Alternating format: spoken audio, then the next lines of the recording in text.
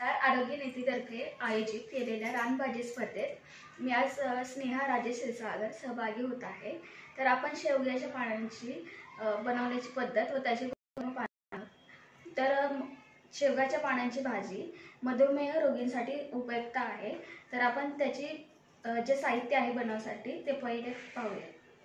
तर आपल्याला कांदा चिरून घ्यायचा आहे, लसूण, जिरे, मिरची पावडर आणि मीठ आणि शेवग्याच्या पाने लागतील.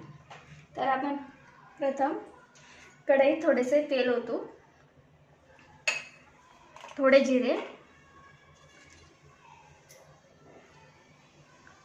तडतडल्यानंतर थोडासा लसूण, कांदा,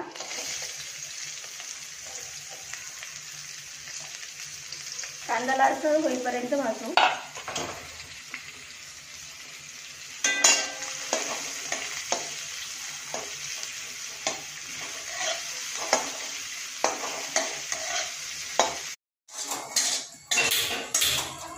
कांदा लालसर परतल्यानंतर आपण चवीनुसार मीठ टाकू.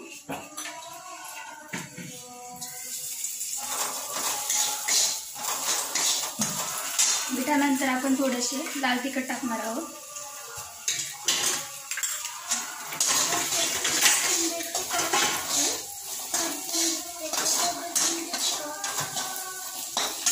शेवग्याच्या पानांची भाजी घेऊ.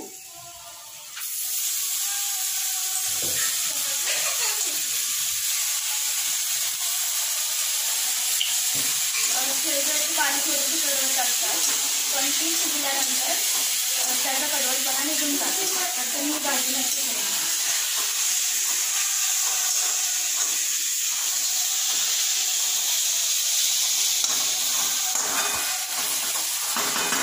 पण भाजी शिजवून घेणार आहोत.